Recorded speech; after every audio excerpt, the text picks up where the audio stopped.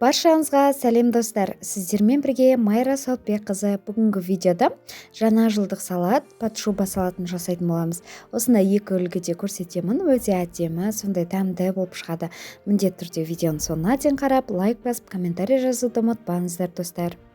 Мінекей достар, бізге осындай қызылшамыз және қайнатылған картошкамыз барлығын теркадан өткізіп алдым. Майда теркадан, мыналар кішкене ірілеуінен өткізіледі. Неке картошканы мына жағымен өткіздім, сәбіз екеуін піскен. Ал мынаны майда жағымен өткіздім, қызылшамызды. Және де селедкамыз керек болады.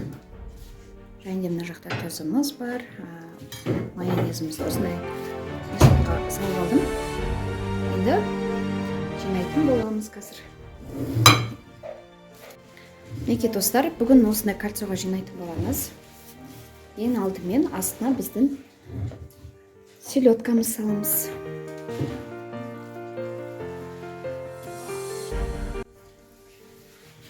Бүгін екі түрде жинап көрсетемін. Селедкасы өте дәмді болып пісірсеңіздер күшті болып шығады.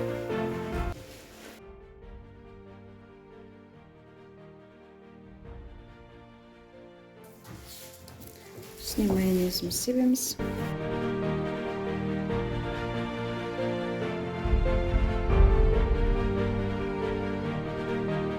Ал енді мына жақта біздің картошкамыз көп. Мінекей сол себепті жарты картошкамызды қазір осы жағына салатын боламыз астына.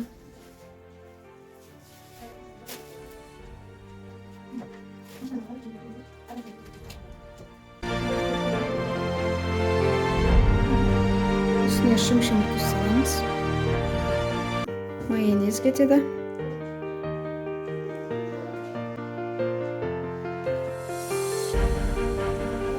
Үстіне сәбізіміз кетеді.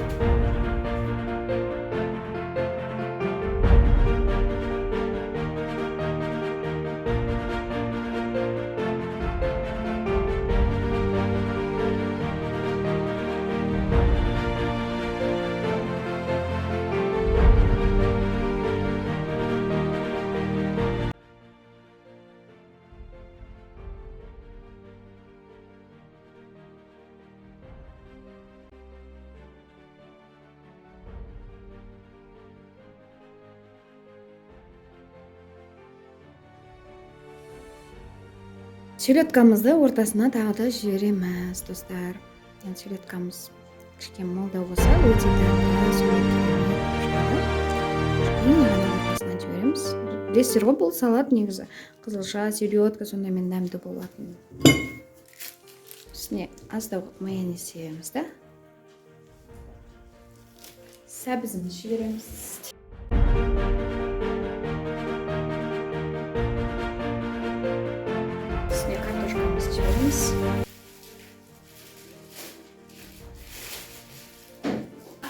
Шым-шым тұзымыз саламыз. Үстіне майонезіміз себеміз.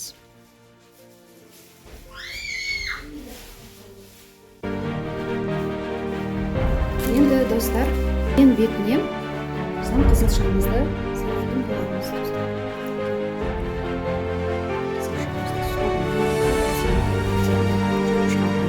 Түгел бет жабылу керек.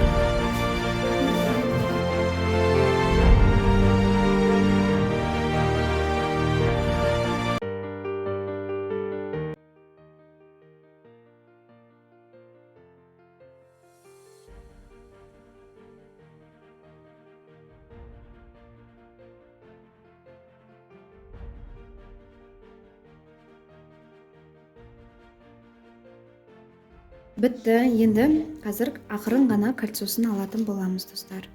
Неке.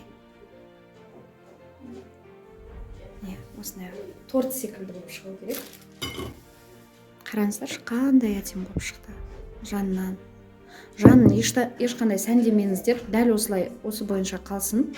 Енді қазір бетін сәндейтін боламыз. Піскен жұмыртқамен сәндеуге де болады. Болмаса қазір тағы бір жолын көрсететін боламыз, достар. Ал достар, енді бетін сәндейтін боламыз. Кез келген әдіспен өз қалауыңыз бойынша сәндейтін боласыздар. Ал менде бұл жақта қазір руккола жапырағын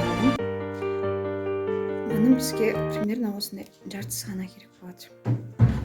Осылай жалпақтап етіп қоямыз.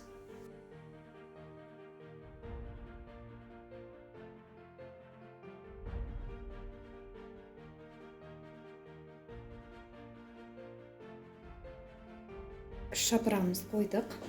Оливки керек болады бізге қазір. Және де лимонка керек болады неге. Лимонымызды тураймыз. Осылай доптамалап етіп.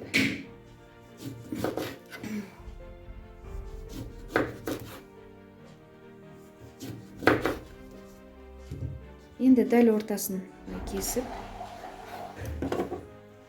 екеуін былай қаратай қайратып аламыз. Мінекей, осылай қайрамыз. Осылай ортасына қоямыз. Және де оливкемізді алып, екеуін ортасына бөлеміз. Мінекей. Осылай екі жағына қоямыз.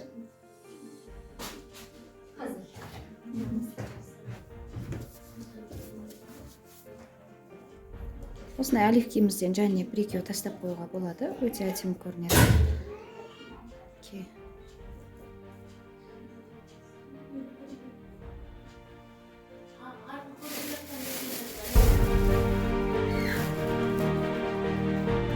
Чилиден де қосып жіберсек болады.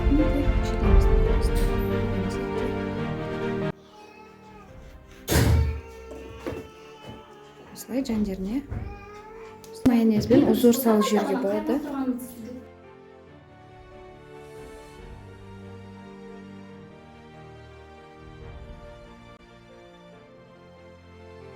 Міне достар, осымен біздің салатымыз дайын болды.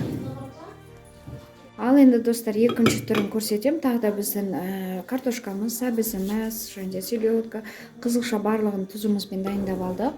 Міне бірінші түрі осындай болып шықты. Және де қазір екінші түрін көрсететін. Бұл өте жаңа жылда өте әдемі дастарханнан көркін ашатын сондай салаттардың бірі болады. Тойымды. Енді неке ортасына осындай біздің стаканымызды қоямыз. Және де қасына осындай кольцомызды қоямыз достар. Неке дәл ортасына біздің стаканымыз тұру керек. Енді осы стаканымыздың жан-жағына заттарымызды салатын боламыз. Неке кольцо қылып жасайтын боламыз қазір.